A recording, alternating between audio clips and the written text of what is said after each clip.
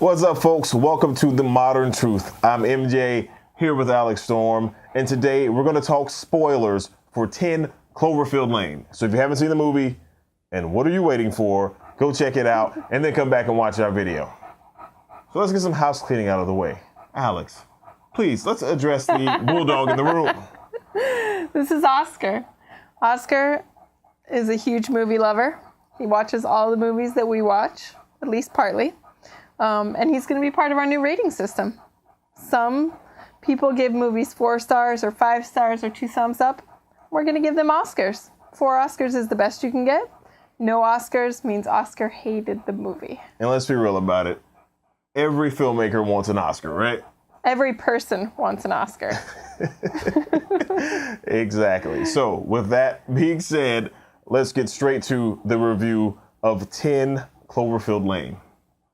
All right, so this movie, was revealed. There was a trailer that came out for it about 2 months ago, just out of nowhere. No one heard anything about this movie. It was this big surprise. It's coming out in March. Oh my, what's this about? Huge mystery box, a Bad Robot production, which is J.J. Abrams' production company. They're always about these mysterious movies and always keeping the secret. So, of course, this movie has a lot of secrets that, frankly, if you knew them going in, would probably change your viewing experience, right? It's true. I love this movie, but I wouldn't have minded seeing it without seeing the trailer because, I like Cloverfield, I like the original, and I like the aliens. And seeing the trailer, I knew that at some point there were going to be aliens. And this movie is awesome. I felt like it brought me right in with the suspense, the car crash at the beginning, and then the girl being trapped.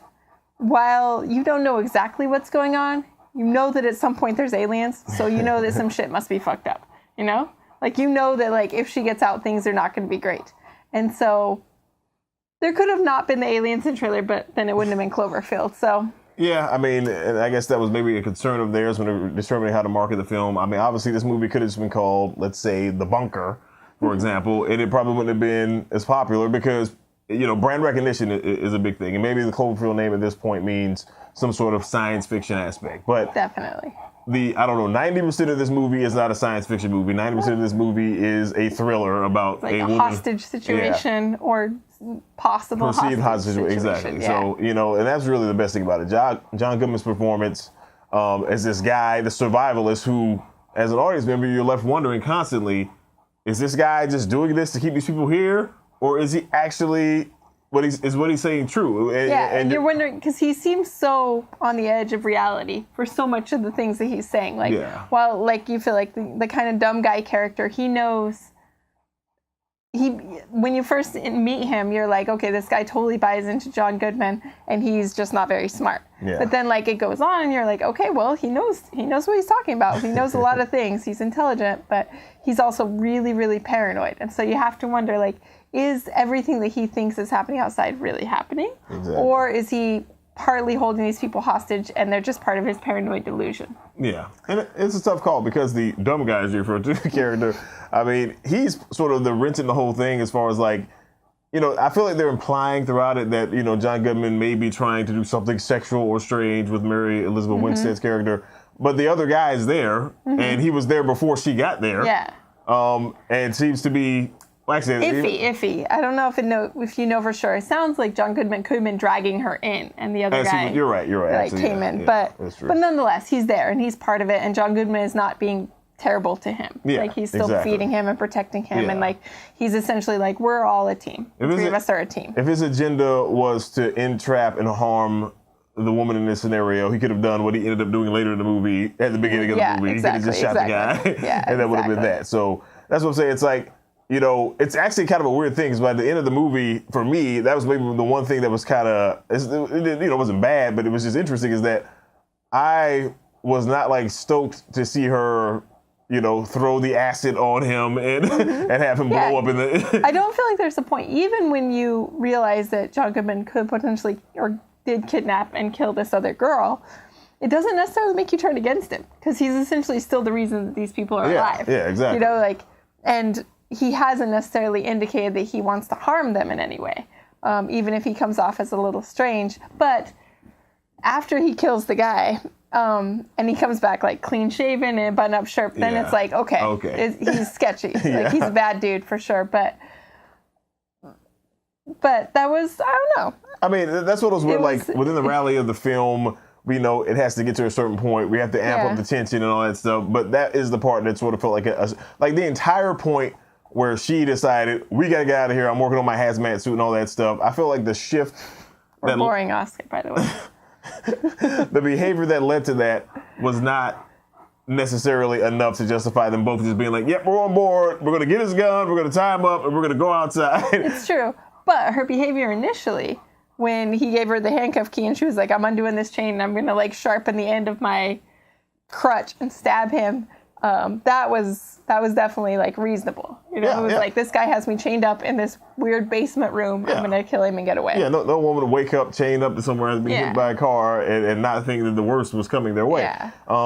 And so obviously the moment where the woman who's outside the bunker comes up and asks to come in, that's sort of the moment of clarity for her. She's like, okay, there is definitely something going on out here that is not normal, but they don't know the extent of it. So of course, this is the part that really, again, even sort of knowing this from the trailers, this is what makes this movie awesome to me. I mean, you're watching a thriller, and I just love, it's not even necessarily a twist. It is a twist, but it's not the twist that makes it cool to me. It's just this idea of like the psychology behind the film. Like, these people are inside this place.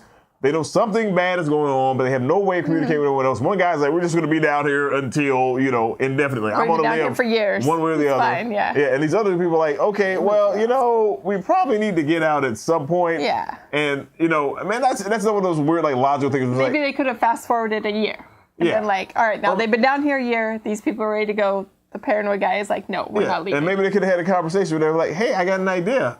I got a hazmat suit. I'll build it and go outside, because nothing that happened in the movie up to that point, in my opinion, suggested that he would be like, no, I'm going to shoot you. And they would just said, hey, dude, instead of saying, hey, we're creeping out about you because we think you killed somebody, they could just be like, hey, I think we should try to go outside. I'll do it, And I think he would be like, I mean, they should have at least tried that. And that would have been a better reason for them to do it behind his back and all that stuff, and then end up going down the way it did. But again, we're nitpicking. It was a good movie. It was awesome. Yeah, I loved it. I loved the fucking super strong female character. She took care of herself the entire movie, aside from, the initial car wreck. But I was really wondering at the very beginning when she like had these fashion books and like these dummies, and then once she was trapped and he gave her back her book, I was like, so this lady's a fashion designer? Like, she already showed herself to be badass. I was like, how is the fashion designer going to get them out of this situation? What is she going to do? And it turns out fashion designers can design hazmat suits, and that's awesome. There you go. She's MacGyver. Yep. And the other guy, he was... I don't know what he was. He wasn't a very engaging character, but he was someone who you weren't opposed to. He was just kind of like this kind of dumb farm boy. But seeing him be so on John Goodman's side, I felt like was a cool thing that they did with the story, because she met him and was like, this guy's crazy. Like, why are you locked in this like food room? Like, what's going on? Did he trap you too? And he's just like, saved me. I was trying to get in, and it's like, what's wrong with this guy? But I felt like he like grounded it in some weird way, because he wasn't just like feeding off of her or off of him. He was just kind of clueless. Yeah, I mean, the best thing about this movie is that as an audience member, you know as much as the characters know. So you're always like, when the characters are changing their allegiances or changing their opinions, you're also shifting your opinion, and you're basically left in the dark the entire time, because even if, like us, you knew that there was some sort of supernatural or science fiction type aspect in the film, you still didn't know the extent of that aspect. So you didn't know that and again, they revealed that she gets out. So you know that from just looking at the trailer, right? Yeah. And it became pretty clear about halfway through the movie that she was going to get out at the very end of the movie. So it's like, you knew that there wasn't going to be a lot of movie after that point. So you're like, okay, well, what is she going to see when she gets out? Or what are we going to see when she gets out? And what we saw, I thought was pretty cool. Oh, for sure. I like the aliens. The aliens were really creepy. I like the crazy dog thing. And then the actual alien, which, I mean, you defeat the alien spaceship by throwing a Molotov cocktail at it. Super cool. A little far-fetched, but super cool nonetheless. From this girl who used to run away from a problem. She leans out the car and like chucks a Molotov cocktail up in the air. Pretty into good the mouth of the alien. Yeah, she was amazing. Yeah. Way to go. Huge character transformation from the beginning. One shot. One shot. She made it. It's awesome. But no, the aliens were cool. They were scary. Like I don't know. I was into them. I can't think of what the mouth coming out of the other mouth reminds me of. Of Alien, probably. Just of Alien? That's just what aliens do. No, the xenomorph from the movie. Yeah. They have a little mouth inside there. But it was still creepy. It was still good. Yeah, it's like it wasn't original, but then it kind of was. Yeah. And in the sense that I felt like it didn't look like a lot of the stuff that's current. It obviously was, referenced older stuff from the 80s and stuff like that. But it looked different from a lot of stuff that, we see. And again, I found it to be legitimately creepy and disturbing in its appearance. So what more could you ask for? Yeah. Right. And the movie made me jump. I jumped when the car ran into her. Yeah. And I jumped pretty hard. When John Goodman shot? Yeah. I wasn't expecting him to just shoot the guy. Yeah. That was a pretty big moment for a lot of I jumped big at those two. And then I was maybe not super scared. All right. Goodbye, Oscar. Oscar's had enough. Oscar's had enough. Goodbye. But I was still really on the edge of my seat, even with the aliens, like, waiting for them to kill her, so. Yeah, and I guess, we could probably wrap it up by me just throwing my final tiny disappointment, because I always wanted an unhappy ending. It's a problem of mine, and everything about this just kind of felt like it was going that way, and honestly, the last shot of the movie, I still feel like sort of heavily indicates, at least to me. Maybe she didn't make it. She's probably not going to make it. It's like she's in a car by herself. There are aliens just, patrolling. Like, what are the chances that she's just going to clearly get from where she's at all the way to Houston unscathed? But they didn't have the fierceness to just kill her as soon as she came out. Yeah. Well, it didn't have to be as soon as she came out, but I mean, the entire sequence that happened at the end, like, if maybe the Molotov cocktail didn't land and she just got swallowed up by an alien, harvested maybe she had to throw the Molotov cocktail, and then it blew up, and the alien was still alive and just still swallowed. Yeah. I was like, these aliens who apparently are capable of almost taking over the world. This is what they're vulnerable aliens. These aliens are always smart enough to come here. They blow up the White House. They take our water. They do all these things, and it always seems like such a simple solution to killing them. One little Molotov cocktail in the belly of the beast, and a massive alien ship blows up. It's not so tough after all. Not so bad. Who needs light speed travel and all that stuff? Humans are always on the top of the food chain. Yep. Remember that. Even with Molotov cocktails. There you go. All right, so I think that's going to wrap up our spoiler discussion of 10 Cloverfield Lane. Guys, let us know what you thought about the movie.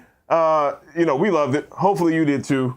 So we're going to give our scores for the movie. Normally, we would pass it over to Oscar to set the tone, but he has bailed on us. We talked too much for Oscar. But Oscar told us earlier, he wasn't high on the movie as we are. He's only giving it 2 Oscars. So that's where he stands. I'll go next. Me, we're doing a 4 Oscar system to him. I'm giving it a 4 out of 4 Oscars. That's just how I feel right now. I loved it, but I'm going to lean a little bit more towards Oscar. I'm going to give it 3 Oscars. 3 for the badass lady, and -1 for her not dying from the aliens. All right. Well, that sounds like my kind of minus, but I guess it wasn't as bad for me. All right. Well, that will conclude our discussion of 10 Cloverfield Lane. I am MJ, and you can follow me on Twitter at @theonlymj, and she is... I'm Alex Storm. You can follow me at AlexStormTMT, as in The Modern Truth. And themoderntruth.com is where you can find all of our movie discussion videos, Throwback Thursday videos, and all the news you need to know. Thanks for tuning in, folks. Take care.